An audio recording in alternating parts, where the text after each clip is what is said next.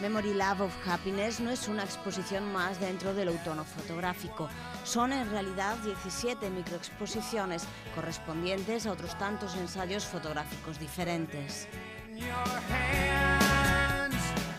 Son propostas completamente diferentes, pero que teñen un fío conductor común e que se encuadra perfectamente dentro da temática dentro e fora, que a temática engloba todas as exposicións do festival este ano.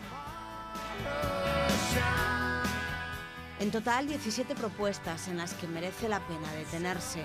17 autores muy distintos entre sí, pero con un mismo hilo conductor. La muestra pretende ofrecer múltiples visiones sobre la felicidad, desde Adrian Portugal, el primero, a William Larkin, el último.